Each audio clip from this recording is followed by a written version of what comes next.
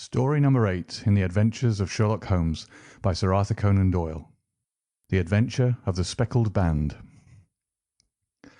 On glancing over my notes of the 70-odd cases in which I have during the last 8 years studied the methods of my friend Sherlock Holmes, I find many tragic, some comic, a large number merely strange, but none commonplace, for working as he did rather for the love of his art than for the acquirement of wealth, he refused to associate himself with any investigation which did not tend towards the unusual and even the fantastic.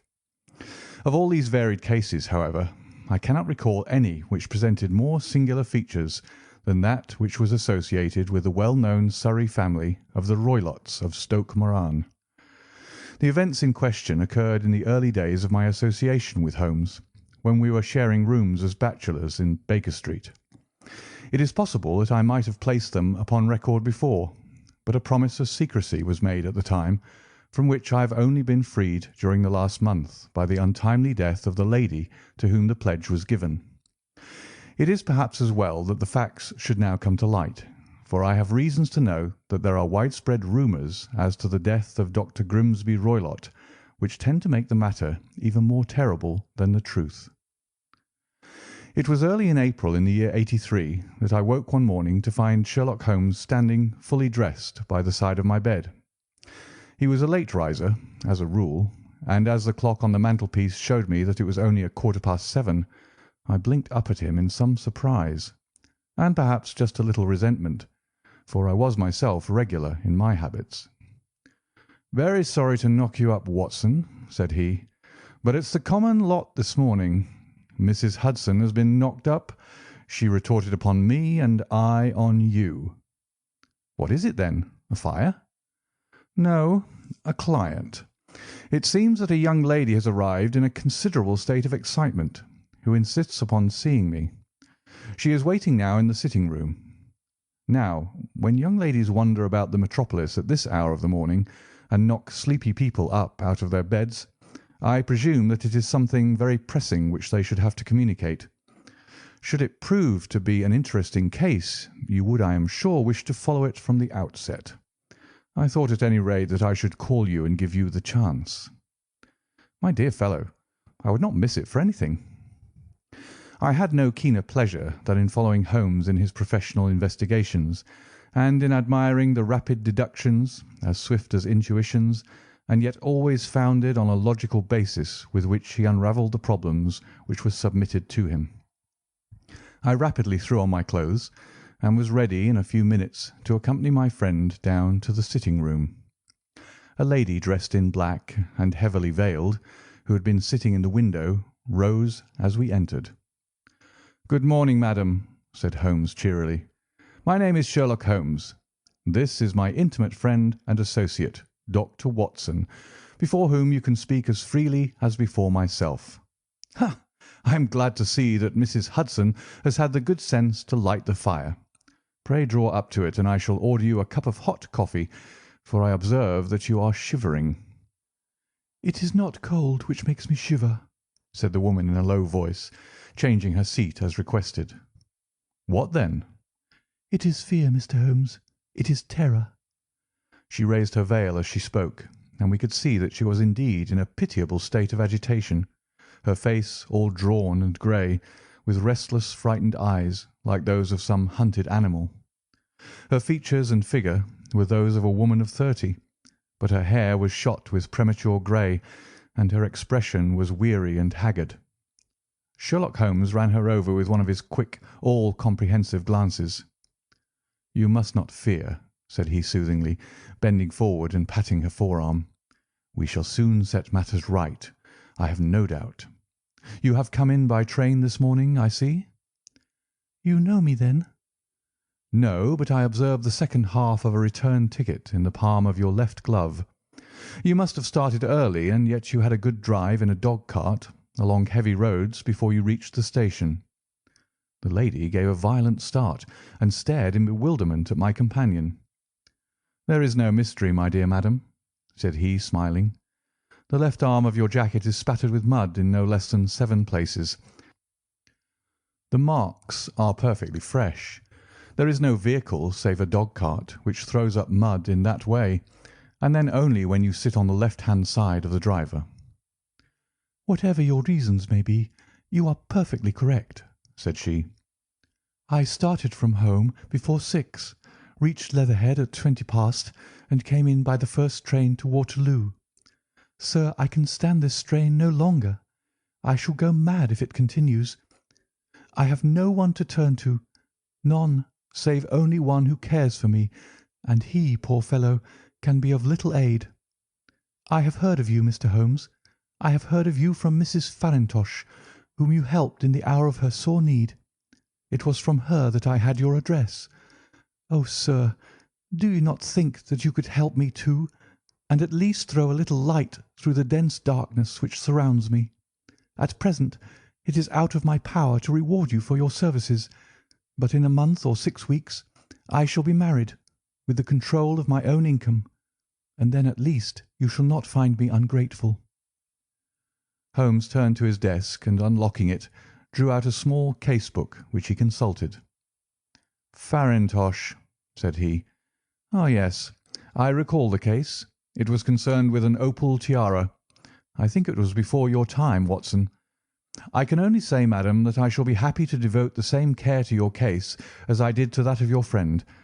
As to reward, my profession is its own reward, but you are at liberty to defray whatever expenses I may be put to at the time which suits you best. And now I beg that you will lay before us everything that may help us in forming an opinion upon the matter." "Alas!" replied our visitor, "the very horror of my situation lies in the fact that my fears are so vague and my suspicions depend so entirely upon small points, which might seem trivial to another, that even he to whom of all others I have a right to look for help and advice looks upon all that I tell him about it as the fancies of a nervous woman. He does not say so, but I can read it from his soothing answers and averted eyes. But I have heard, Mr. Holmes, that you can see deeply into the manifold wickedness of the human heart. You may advise me how to walk amid the dangers which encompass me." "I am all attention, madam." "My name is Helen Stoner, and I am living with my stepfather, who is the last survivor of one of the oldest Saxon families in England, the Roylotts of Stoke Moran, on the western border of Surrey." Holmes nodded his head. "The name is familiar to me," said he. "The family was at one time among the richest in England, and the estates extended over the borders into Berkshire in the north and Hampshire in the west. In the last century, however, 4 successive heirs were of a dissolute and wasteful disposition, and the family ruin was eventually completed by a gambler in the days of the Regency. Nothing was left save a few acres of ground and the 200-year-old house, which is itself crushed under a heavy mortgage. The last squire dragged out his existence there, living the horrible life of an aristocratic pauper. But his only son, my stepfather, seeing that he must adapt himself to the new conditions, obtained an advance from a relative, which enabled him to take a medical degree, and went out to Calcutta, where by his professional skill and his force of character he established a large practice. In a fit of anger, however, caused by some robberies which had been perpetrated in the house, he beat his native butler to death, and narrowly escaped a capital sentence. As it was, he suffered a long term of imprisonment, and afterwards returned to England a morose and disappointed man. When Dr. Roylott was in India, he married my mother, Mrs. Stoner, the young widow of Major General Stoner, of the Bengal Artillery. My sister Julia and I were twins, and we were only 2 years old at the time of my mother's remarriage. She had a considerable sum of money, not less than £1,000 a year, and this she bequeathed to Dr. Roylott entirely while we resided with him, with a provision that a certain annual sum should be allowed to each of us in the event of our marriage. Shortly after our return to England, my mother died. She was killed 8 years ago in a railway accident near Crewe. Dr. Roylott then abandoned his attempts to establish himself in practice in London, and took us to live with him in the old ancestral house at Stoke Moran. The money which my mother had left was enough for all our wants, and there seemed to be no obstacle to our happiness. But a terrible change came over our stepfather about this time. Instead of making friends and exchanging visits with our neighbours, who had at first been overjoyed to see a Roylott of Stoke Moran back in the old family seat, he shut himself up in his house and seldom came out, save to indulge in ferocious quarrels with whoever might cross his path. Violence of temper, approaching to mania, has been hereditary in the men of the family, and in my stepfather's case it had, I believe, been intensified by his long residence in the tropics. A series of disgraceful brawls took place, 2 of which ended in the police court, until at last he became the terror of the village, and the folks would fly at his approach, for he is a man of immense strength and absolutely uncontrollable in his anger. Last week he hurled the local blacksmith over a parapet into a stream, and it was only by paying over all the money which I could gather together that I was able to avert another public exposure. He had no friends at all save the wandering gipsies, and he would give these vagabonds leave to encamp upon the few acres of bramble-covered land which represent the family estate, and would accept in return the hospitality of their tents, wandering away with them sometimes for weeks on end. He has a passion also for Indian animals, which are sent over to him by a correspondent, and he has at this moment a cheetah and a baboon which wander freely over his grounds, and are feared by the villagers almost as much as their master. You can imagine from what I say that my poor sister Julia and I had no great pleasure in our lives. No servant would stay with us, and for a long time we did all the work of the house. She was but 30 at the time of her death, and yet her hair had already begun to whiten, even as mine has." "Your sister is dead, then?" "She died just 2 years ago, and it is of her death that I wish to speak to you. You can understand that, living the life which I have described, we were little likely to see anyone of our own age and position. We had, however, an aunt, my mother's maiden sister, Miss Honoria Westphale, who lives near Harrow, and we were occasionally allowed to pay short visits at this lady's house. Julia went there at Christmas 2 years ago, and met there a half-pay major of marines, to whom she became engaged. My stepfather learned of the engagement when my sister returned, and offered no objection to the marriage, but within a fortnight of the day which had been fixed for the wedding, the terrible event occurred which has deprived me of my only companion." Sherlock Holmes had been leaning back in his chair, with his eyes closed and his head sunk in a cushion, but he half opened his lids now and glanced across at his visitor. "Pray be precise as to details," said he. "It is easy for me to be so, for every event of that dreadful time is seared into my memory. The manor house is, as I have already said, very old, and only one wing is now inhabited. The bedrooms in this wing are on the ground floor, the sitting-rooms being in the central block of the buildings. Of these bedrooms, the first is Dr. Roylott's, the second my sister's, and the third my own. There is no communication between them, but they all open out into the same corridor. Do I make myself plain?" "Perfectly so." "The windows of the 3 rooms open out upon the lawn. That fatal night Dr. Roylott had gone to his room early, though we knew that he had not retired to rest, for my sister was troubled by the smell of the strong Indian cigars which it was his custom to smoke. She left her room, therefore, and came into mine, where she sat for some time, chatting about her approaching wedding. At 11 o'clock she rose to leave me, but she paused at the door and looked back. "Tell me, Helen," said she, "have you ever heard anyone whistle in the dead of the night?" "Never," said I. "I suppose that you could not possibly whistle yourself in your sleep?" "Certainly not. But why?" "Because during the last few nights I have always, about 3 in the morning, heard a low, clear whistle. I am a light sleeper, and it has awakened me.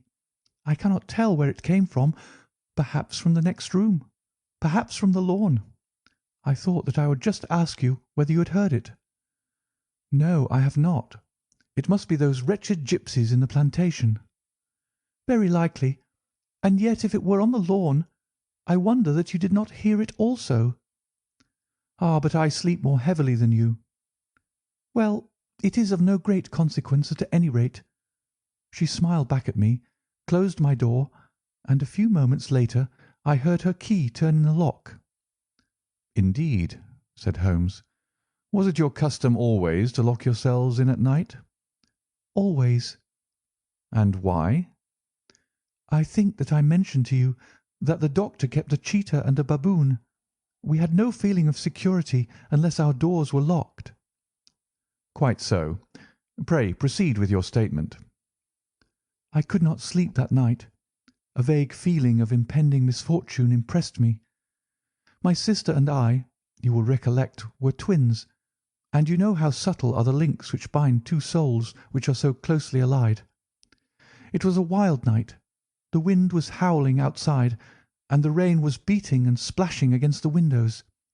Suddenly, amid all the hubbub of the gale, there burst forth the wild scream of a terrified woman. I knew that it was my sister's voice. I sprang from my bed, wrapped a shawl around me, and rushed into the corridor. As I opened my door, I seemed to hear a low whistle, such as my sister described, and a few moments later a clanging sound, as if a mass of metal had fallen. As I ran down the passage, my sister's door was unlocked and revolved slowly upon its hinges. I stared at it, horror-stricken, not knowing what was about to issue from it. By the light of the corridor lamp, I saw my sister appear at the opening, her face blanched with terror, her hands groping for help, her whole figure swaying to and fro like that of a drunkard. I ran to her and threw my arms around her, but at that moment her knees seemed to give way and she fell to the ground. She writhed as one who is in terrible pain, and her limbs were dreadfully convulsed. At first I thought that she had not recognised me, but as I bent over her she suddenly shrieked out in a voice which I shall never forget, "Oh, my God, Helen! It was the band, the speckled band!" There was something else which she would fain have said, and she stabbed with her finger into the air in the direction of the doctor's room. But a fresh convulsion seized her and choked her words. I rushed out, calling loudly for my stepfather, and I met him hastening from his room in his dressing gown. When he reached my sister's side, she was unconscious, and though he poured brandy down her throat and sent for medical aid from the village, all efforts were in vain, for she slowly sank and died without having recovered her consciousness. Such was the dreadful end of my beloved sister. "One moment," said Holmes. "Are you sure about this whistle and metallic sound? Could you swear to it?" "That was what the county coroner asked me at the inquiry. It is my strong impression that I heard it, and yet, among the crash of the gale and the creaking of the old house, I may possibly have been deceived." "Was your sister dressed?" "No, she was in her nightdress. In her right hand was found the charred stump of a match, and in her left a matchbox." "Showing that she had struck a light and looked about her when the alarm took place. That is important. And what conclusions did the coroner come to?" "He investigated the case with great care, for Dr. Roylott's conduct had long been notorious in the county, but he was unable to find any satisfactory cause of death. My evidence showed that the door had been fastened upon the inner side, and the windows were blocked by old-fashioned shutters with broad iron bars, which were secured every night.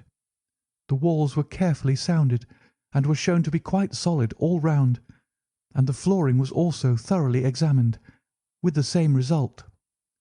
The chimney is wide, but is barred up by 4 large staples.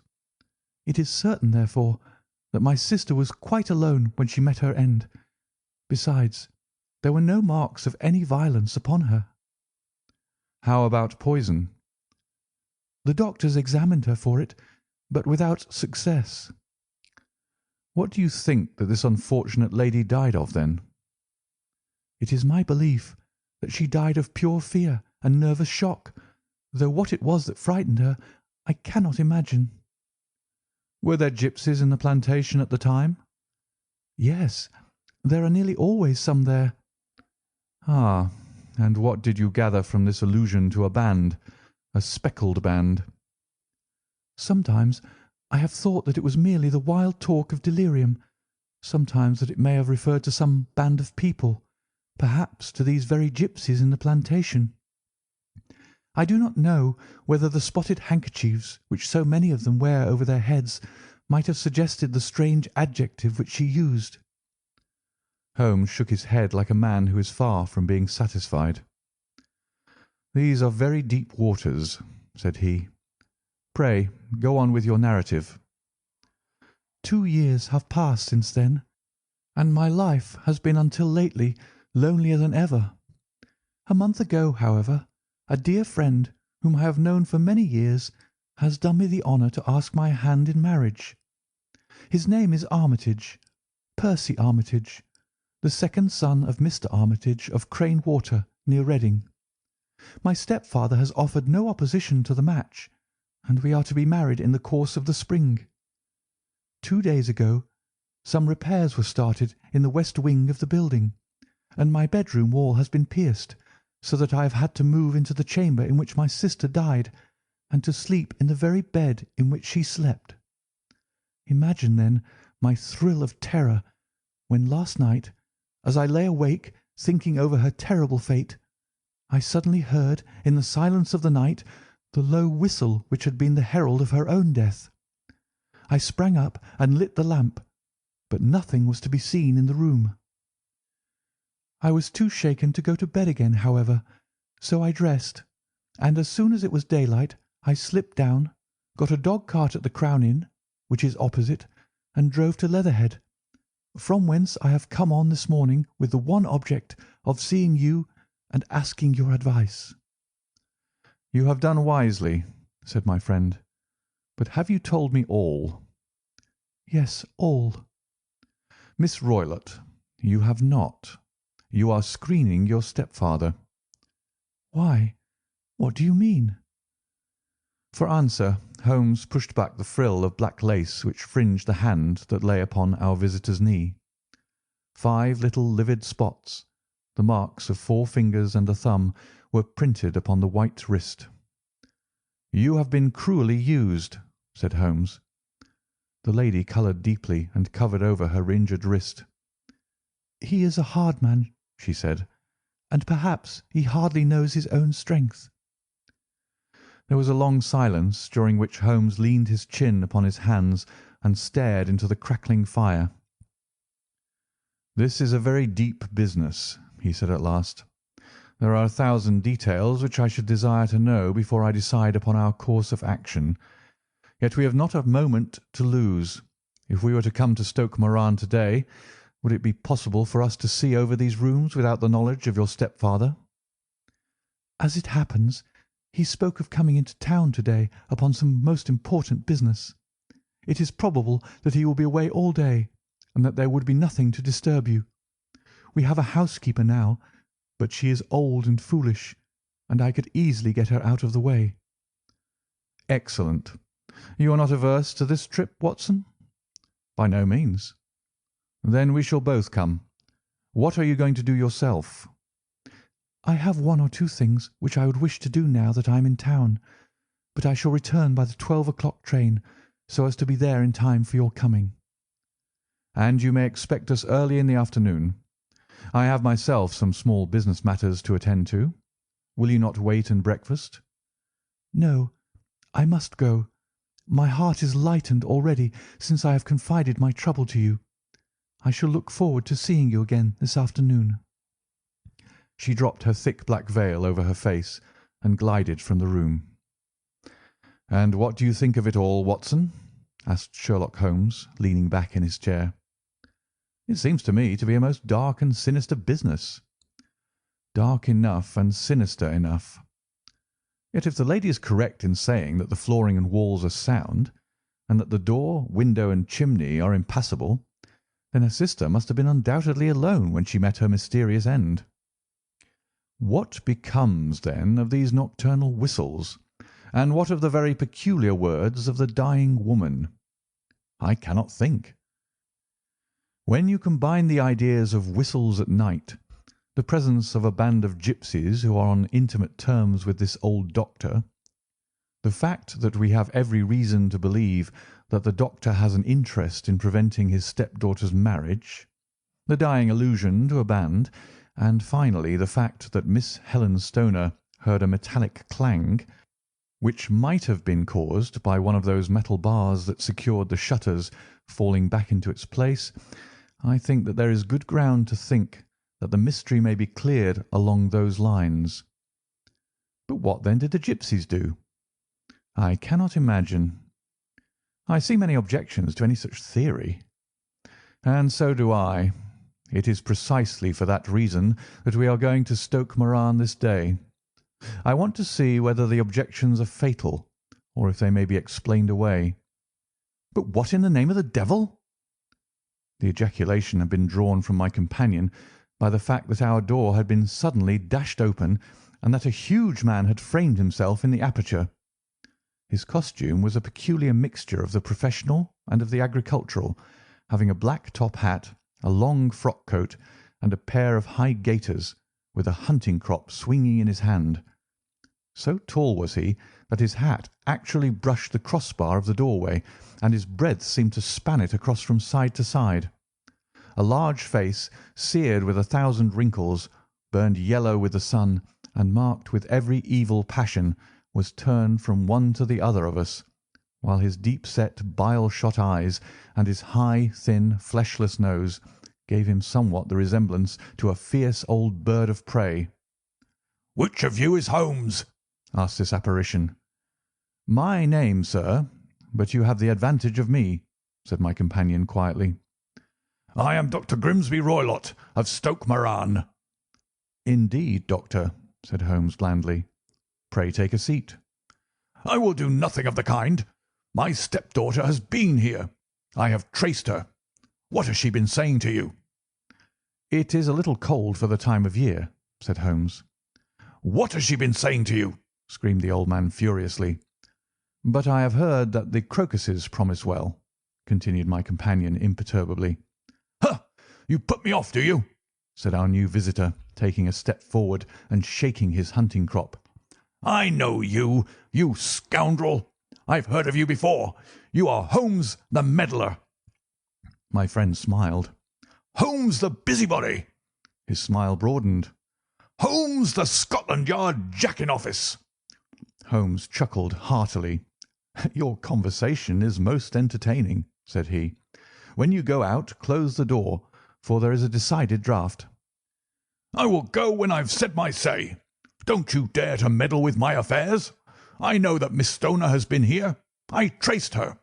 I am a dangerous man to fall foul of. See here." He stepped swiftly forward, seized the poker, and bent it into a curve with his huge brown hands. "See that you keep yourself out of my grip," he snarled, and hurling the twisted poker into the fireplace, he strode out of the room. "He seems a very amiable person," said Holmes, laughing. "I'm not quite so bulky, but if he had remained, I might have shown him that my grip was not much more feeble than his own." As he spoke, he picked up the steel poker, and with a sudden effort straightened it out again. Fancy his having the insolence to confound me with the official detective force. This incident gives zest to our investigation, however, and I only trust that our little friend will not suffer from her imprudence in allowing this brute to trace her. And now, Watson, we shall order breakfast, and afterwards I shall walk down to Doctors' Commons, where I hope to get some data which may help us in this matter. It was nearly 1 o'clock when Sherlock Holmes returned from his excursion. He held in his hand a sheet of blue paper, scrawled over with notes and figures. "I have seen the will of the deceased wife," said he. To determine its exact meaning, I have been obliged to work out the present prices of the investments with which it is concerned. The total income, which at the time of the wife's death was little short of £1,100, is now, through the fall of agricultural prices, not more than £750. Each daughter can claim an income of £250 in case of marriage. It is evident, therefore, that if both girls had married, this beauty would have had a mere pittance, while even one of them would cripple him to a very serious extent. My morning's work has not been wasted, since it has proved that he has the very strongest motives for standing in the way of anything of the sort. And now, Watson, this is too serious for dawdling, especially as the old man is aware that we are interesting ourselves in his affairs. So, if you are ready, we shall call a cab and drive to Waterloo. I should be very much obliged if you would slip your revolver into your pocket. An Ely's No. 2 is in an excellent argument with gentlemen who can twist steel pokers into knots. That and a toothbrush are, I think, all that we need. At Waterloo we were fortunate in catching a train for Leatherhead, where we hired a trap at the station inn and drove for 4 or 5 miles through the lovely Surrey lanes. It was a perfect day, with a bright sun and a few fleecy clouds in the heavens. The trees and wayside hedges were just throwing out their first green shoots, and the air was full of a pleasant smell of the moist earth. To me, at least, there was a strange contrast between the sweet promise of the spring and this sinister quest upon which we were engaged. My companion sat in the front of the trap, his arms folded, his hat pulled down over his eyes, and his chin sunk upon his breast, buried in the deepest thought. Suddenly, however, he started, tapped me on the shoulder, and pointed over the meadows. "Look there," said he. A heavily timbered park stretched up in a gentle slope, thickening into a grove at the highest point. From amid the branches there jutted out the grey gables and high roof tree of a very old mansion. "Stoke Moran?" said he. "Yes, sir. That be the house of Dr. Grimsby Roylott," remarked the driver. "There is some building going on there," said Holmes. "That is where we are going." "There's the village," said the driver, pointing to a cluster of roofs some distance to the left. "But if you want to get to the house, you'll find it shorter to get over this stile, and so by the footpath over the fields. There it is, where the lady is walking." "And the lady, I fancy, is Miss Stoner," observed Holmes, shading his eyes. "Yes, I think we had better do as you suggest." We got off, paid our fare, and the trap rattled back on its way to Leatherhead. "I thought it as well," said Holmes as we climbed the stile, "that this fellow should think we had come here as architects or on some definite business. It may stop his gossip. Good afternoon, Miss Stoner. You see that we had been as good as our word." Our client of the morning had hurried forward to meet us with a face which spoke her joy. "I have been waiting so eagerly for you," she cried, shaking hands with us warmly. "All has turned out splendidly. Dr. Roylott has gone to town, and it is unlikely that he will be back before evening." "We have had the pleasure of making the doctor's acquaintance," said Holmes, and in a few words he sketched out what had occurred. Miss Stoner turned white to the lips as she listened. "Good heavens!" she cried. "He has followed me, then?" "So it appears." "He is so cunning that I never know when I am safe from him. What will he say when he returns?" "He must guard himself, for he may find that there is someone more cunning than himself upon his track. You must lock yourself up from him to-night. If he is violent, we shall take you away to your aunt's at Harrow. Now, we must make the best use of our time, so kindly take us at once to the rooms which we are to examine." The building was of grey, lichen-blotched stone, with a high central portion and 2 curving wings, like the claws of a crab, thrown out on each side. In one of these wings the windows were broken and blocked with wooden boards, while the roof was partly caved in, a picture of ruin. The central portion was in little better repair, but the right-hand block was comparatively modern, and the blinds in the windows, with the blue smoke curling up from the chimneys, showed that this was where the family resided. Some scaffolding had been erected against the end wall, and the stonework had been broken into, but there were no signs of any workmen at the moment of our visit. Holmes walked slowly up and down the ill-trimmed lawn, and examined with deep attention the outsides of the windows. "This, I take it, belongs to the room in which you used to sleep, the centre one to your sister's, and the one next to the main building to Dr. Roylott's chamber." "Exactly so, but I am now sleeping in the middle one." "Pending the alterations, as I understand. By the way, there does not seem to be any very pressing need for repairs at that end wall." "There were none. I believe that it was an excuse to move me from my room." "Ah, that is suggestive. Now, on the other side of this narrow wing runs the corridor from which these 3 rooms open. There are windows in it, of course?" "Yes, but very small ones, too narrow for anyone to pass through." "As you both locked your doors at night, your rooms were unapproachable from that side. Now, would you have the kindness to go into your room and bar your shutters?" Miss Stoner did so, and Holmes, after a careful examination through the open window, endeavoured in every way to force the shutter open, but without success. There was no slit through which a knife could be passed to raise the bar. Then with his lens he tested the hinges, but they were of solid iron, built firmly into the massive masonry. "Hum," said he, scratching his chin in some perplexity. "My theory certainly presents some difficulties. No one could pass these shutters if they were bolted. Well, we shall see if the inside throws any light upon the matter." A small side door led into the whitewashed corridor from which the 3 bedrooms opened. Holmes refused to examine the 3rd chamber, so we passed at once to the 2nd, that in which Miss Stoner was now sleeping, and in which her sister had met with her fate. It was a homely little room, with a low ceiling and a gaping fireplace, after the fashion of old country houses. A brown chest of drawers stood in one corner, a narrow white counterpaned bed in another, and a dressing-table on the left-hand side of the window. These articles, with 2 small wicker-work chairs, made up all the furniture in the room, save for a square of Wilton carpet in the centre. The boards round and the panelling of the walls were of brown, worm-eaten oak, so old and discoloured that it may have dated from the original building of the house. Holmes drew one of the chairs into a corner and sat silent, while his eyes travelled round and up and down, taking in every detail of the apartment. "Where does that bell communicate with?"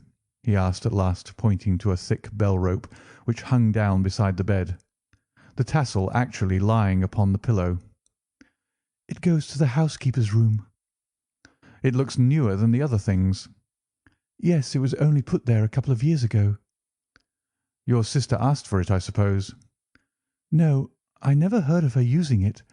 We used always to get what we wanted for ourselves." "Indeed. It seemed unnecessary to put so nice a bell-pull there. You will excuse me for a few minutes while I satisfy myself as to this floor." He threw himself down upon his face with his lens in his hand and crawled swiftly backward and forward, examining minutely the cracks between the boards. Then he did the same with the woodwork with which the chamber was panelled. Finally, he walked over to the bed and spent some time in staring at it and in running his eye up and down the wall.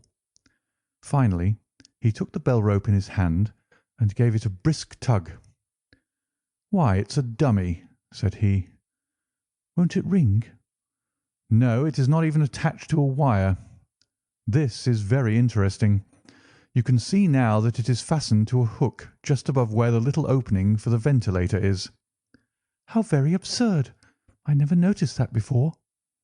"Very strange," muttered Holmes, pulling at the rope. "There are 1 or 2 very singular points about this room. For example, what a fool a builder must be to open a ventilator into another room when with the same trouble he might have communicated with the outside, sir." "That is also quite modern," said the lady. "Done about the same time as the bell-rope?" remarked Holmes.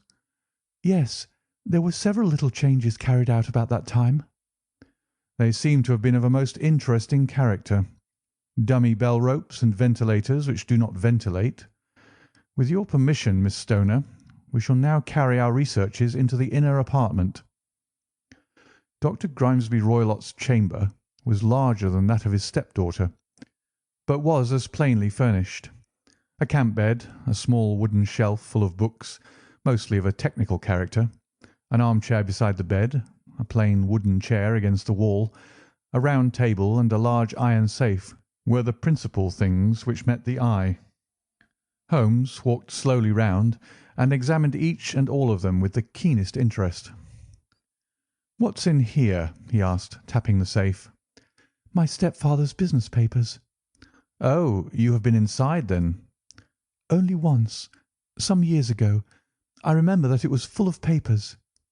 "There isn't a cat in it, for example?" "No. What a strange idea." "Well, look at this." He took up a small saucer of milk which stood on top of it. "No, we don't keep a cat, but there is a cheetah and a baboon." "Ah, yes, of course. Well, a cheetah is just a big cat, and yet a saucer of milk does not go very far in satisfying its wants, I dare say. There is one point which I should wish to determine." He squatted down in front of the wooden chair and examined the seat of it with the greatest attention. "Thank you. That is quite settled," said he, rising and putting his lens in his pocket. "Hullo! There is something interesting." The object which had caught his eye was a small dog lash hung on one corner of the bed. The lash, however, was curled upon itself and tied so as to make a loop of whipcord. "What do you make of that, Watson?" "It's a common enough lash, but I don't know why it should be tied." "That is not quite so common, is it? Ah me, it's a wicked world, and when a clever man turns his brains to crime it is the worst of all. I think that I have seen enough now, Miss Stoner, and with your permission we shall walk out upon the lawn." I had never seen my friend's face so grim or his brow so dark as it was when we turned from the scene of this investigation. We had walked several times up and down the lawn, neither Miss Stoner nor myself liking to break in upon his thoughts before he roused himself from his reverie. "It is very essential, Miss Stoner," said he, "that you should absolutely follow my advice in every respect." "I shall most certainly do so." "The matter is too serious for any hesitation. Your life may depend upon your compliance." "I assure you that I am in your hands." "In the first place, both my friend and I must spend the night in your room." Both Miss Stoner and I gazed at him in astonishment. "Yes, it must be so. Let me explain. I believe that this is the village inn over there." "Yes, that is the Crown." "Very good. Your windows will be visible from there." "Certainly." "You must confine yourself to your room on pretence of a headache when your stepfather comes back. Then when you hear him retire for the night, you must open the shutters of your window, undo the hasp, put your lamp there as a signal to us, and then withdraw quietly with everything which you are likely to want into the room which you used to occupy. I have no doubt that, in spite of the repairs, you could manage there for one night." "Oh, yes, easily." "The rest you will leave in our hands." "But what will you do?" "We shall spend the night in your room, and we shall investigate the cause of this noise which has disturbed you." "I believe, Mr. Holmes, that you have already made up your mind," said Miss Stoner, laying her hand upon my companion's sleeve. "Perhaps I have." "Then, for pity's sake, tell me what was the cause of my sister's death." "I should prefer to have clearer proofs before I speak." "You can at least tell me whether my own thought is correct, and if she died from some sudden fright." "No, I do not think so. I think that there was probably some more tangible cause. And now, Miss Stoner, we must leave you, for if Dr. Roylott returned and saw us our journey would be in vain. Good-bye, and be brave, for if you will do what I have told you, you may rest assured that we shall soon drive away the dangers that threaten you."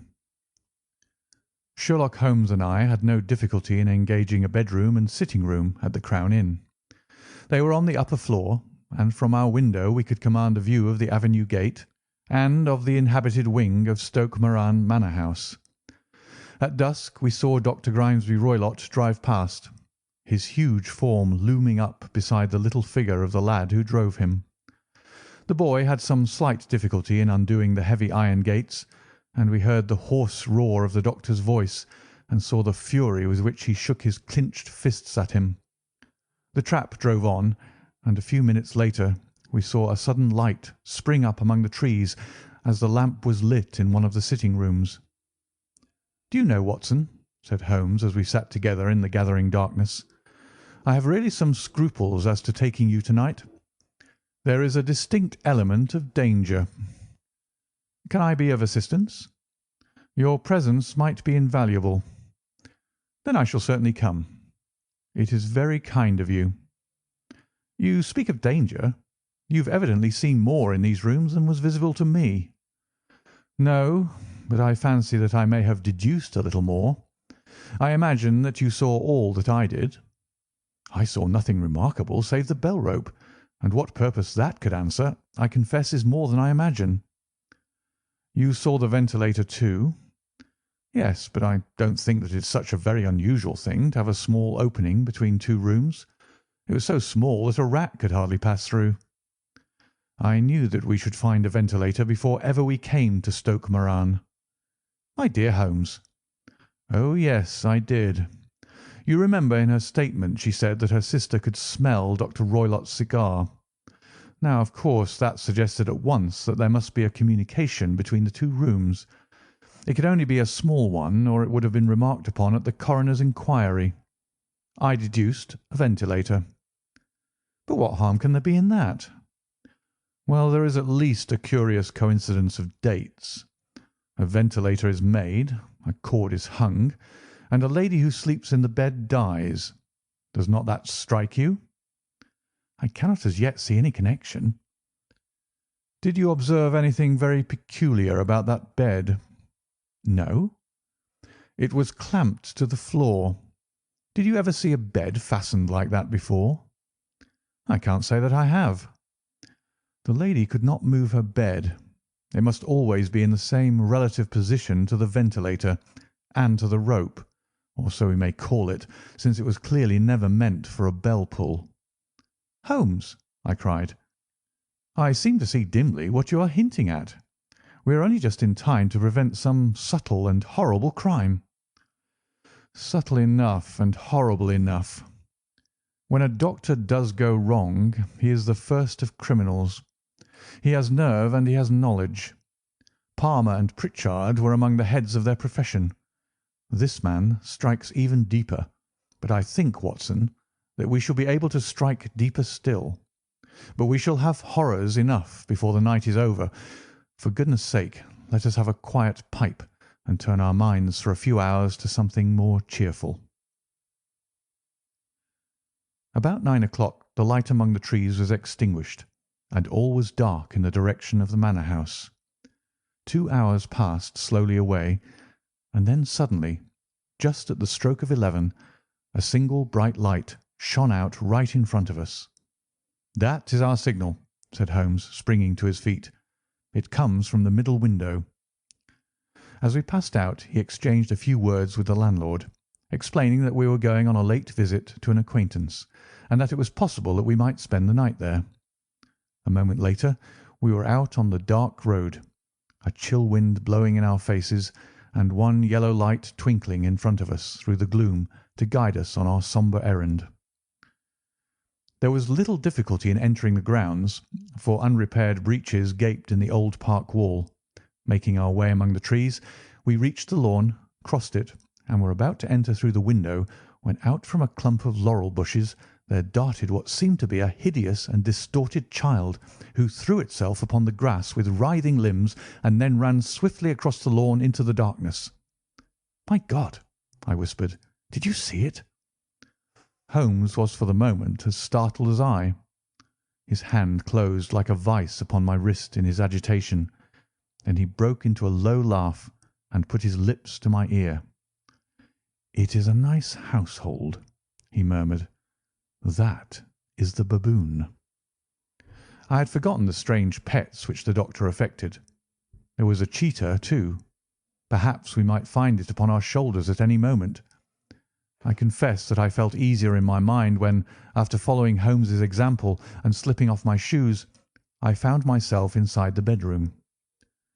My companion noiselessly closed the shutters, moved the lamp onto the table, and cast his eyes round the room. All was as we have seen it in the daytime. Then creeping up to me and making a trumpet of his hand, he whispered into my ear again so gently that it was all that I could do to distinguish the words. "The least sound would be fatal to our plans." I nodded to show that I had heard. "We must sit without light. He would see it through the ventilator." I nodded again. "Do not go asleep. Your very life may depend upon it. Have your pistol ready in case we should need it. I will sit on the side of the bed, and you in that chair." I took out my revolver and laid it on the corner of the table. Holmes had brought up a long, thin cane, and this he placed upon the bed beside him. By it he laid the box of matches and the stump of a candle. Then he turned down the lamp, and we were left in darkness. How shall I ever forget that dreadful vigil? I could not hear a sound, not even the drawing of a breath, and yet I knew that my companion sat open-eyed within a few feet of me in the same state of nervous tension in which I was myself. The shutters cut off the least ray of light, and we waited in absolute darkness. From outside came the occasional cry of a night bird, and once at our very window a long-drawn cat-like whine, which told us that the cheetah was indeed at liberty. Far away we could hear the deep tones of the parish clock, which boomed out every quarter of an hour. How long they seemed, those quarters! 12 struck, and 1, and 2, and 3, and still we sat waiting silently for whatever might befall. Suddenly there was the momentary gleam of a light up in the direction of the ventilator, which vanished immediately, but was succeeded by a strong smell of burning oil and heated metal. Someone in the next room had lit a dark lantern. I heard a gentle sound of movement, and then all was silent once more, though the smell grew stronger. For half an hour I sat with straining ears. Then suddenly another sound became audible, a very gentle, soothing sound, like that of a small jet of steam escaping continually from a kettle. The instant that we heard it, Holmes sprang from the bed, struck a match, and lashed furiously with his cane at the bell pull. "You see it, Watson?" he yelled. "You see it?" But I saw nothing. At the moment when Holmes struck the light, I heard a low, clear whistle, but the sudden glare flashing into my weary eyes made it impossible for me to tell what it was at which my friend lashed so savagely. I could, however, see that his face was deadly pale and filled with horror and loathing. He had ceased to strike, and was gazing up at the ventilator, when suddenly there broke from the silence of the night the most horrible cry to which I have ever listened. It swelled up louder and louder, a hoarse yell of pain and fear and anger, all mingled in the one dreadful shriek. They say that away down in the village, and even in the distant parsonage, that cry raised the sleepers from their beds. It struck cold to our hearts, and I stood gazing at Holmes and he at me, until the last echoes of it had died away into the silence from which it rose. "What can it mean?" I gasped. "It means that it is all over," Holmes answered, "and perhaps, after all, it is for the best. Take your pistol, and we will enter Dr. Roylott's room." With a grave face he lit the lamp and led the way down the corridor. Twice he struck at the chamber door without any reply from within. Then he turned the handle and entered, I at his heels with the cocked pistol in my hand. It was a singular sight which met our eyes. On the table stood a dark lantern with the shutter half open, throwing a brilliant beam of light upon the iron safe, the door of which was ajar. Beside this table, on the wooden chair, sat Dr. Grimesby Roylott, clad in a long grey dressing-gown, his bare ankles protruding beneath, and his feet thrust into red heelless Turkish slippers. Across his lap lay the short stock with the long lash which we had noticed during the day. His chin was cocked upward, and his eyes were fixed in a dreadful, rigid stare at the corner of the ceiling. Round his brow he had a peculiar yellow band with brownish speckles, which seemed to be bound tightly around his head. As we entered, he made neither sound nor motion. "The band, the speckled band," whispered Holmes. I took a step forward. In an instant his strange headgear began to move, and there reared itself from among his hair the squat, diamond-shaped head and puffed neck of a loathsome servant. "It is a swamp adder," cried Holmes, "the deadliest snake in India. He has died within 10 seconds of being bitten. Violence does, in truth, recoil upon the violent, and the schemer falls into the pit which he digs for another. Let us thrust this creature back into its den, and we can then remove Miss Stoner to some place of shelter, and let the county police know what has happened." As he spoke, he drew the dog whip swiftly from the dead man's lap, and throwing the noose round the reptile's neck, he drew it from its horrid perch, and carrying it at arm's length, threw it into the iron safe, which he closed upon it. Such are the true facts of the death of Dr. Grimesby Roylott of Stoke Moran.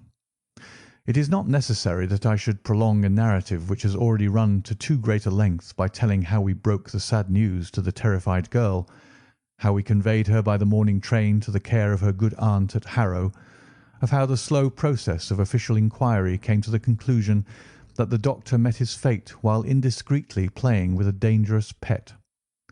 The little which I had yet to learn of the case was told me by Sherlock Holmes as we travelled back next day.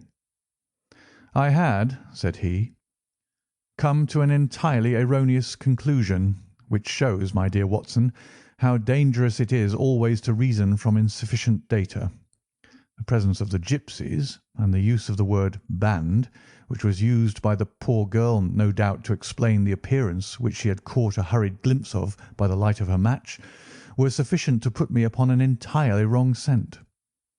I can only claim the merit that I instantly reconsidered my position when, however, it became clear to me that whatever danger threatened an occupant of the room could not come either from the window or the door. My attention was speedily drawn, as I have already remarked to you, to this ventilator, and to the bell rope which hung down to the bed. The discovery that this was a dummy, and that the bed was clamped to the floor, instantly gave rise to the suspicion that the rope was there as a bridge for something passing through the hole and coming to the bed. The idea of a snake instantly occurred to me, and when I coupled it with my knowledge that the doctor was furnished with a supply of creatures from India, I felt that I was probably on the right track. The idea of using a form of poison which could not possibly be discovered by any chemical test was just such a one as would occur to a clever and ruthless man who had had an Eastern training. The rapidity with which such a poison would take effect would also, from his point of view, be an advantage. It would be a sharp-eyed coroner, indeed, who could distinguish the two little dark punctures which would show where the poison fangs had done their work. Then I thought of the whistle. Of course, he must recall the snake before the morning light revealed it to the victim. He had trained it, probably by the use of the milk which we saw, to return to him when summoned. He would put it through this ventilator at the hour that he thought best, with the certainty that it would crawl down the rope and land on the bed. It might or might not bite the occupant. Perhaps she might escape every night for a week, but sooner or later she must fall a victim. I had come to these conclusions before ever I had entered his room. An inspection of his chair showed me that he had been in the habit of standing on it, which of course would be necessary in order that he should reach the ventilator. The sight of the safe, the saucer of milk, and the loop of whipcord were enough to finally dispel any doubts which may have remained. The metallic clang heard by Miss Stoner was obviously caused by her stepfather hastily closing the door of his safe upon its terrible occupant. Having once made up my mind, you know the steps which I took in order to put the matter to the proof. I heard the creature hiss, as I have no doubt that you did also, and I instantly lit the light and attacked it, with the result of driving it through the ventilator. and also with the result of causing it to turn upon its master at the other side. Some of the blows of my cane came home and roused its snakish temper, so that it flew upon the first person it saw. In this way I am no doubt indirectly responsible for Dr. Grimesby Roylott's death, and I cannot say that it is likely to weigh very heavily upon my conscience. End of The Adventure of the Speckled Band.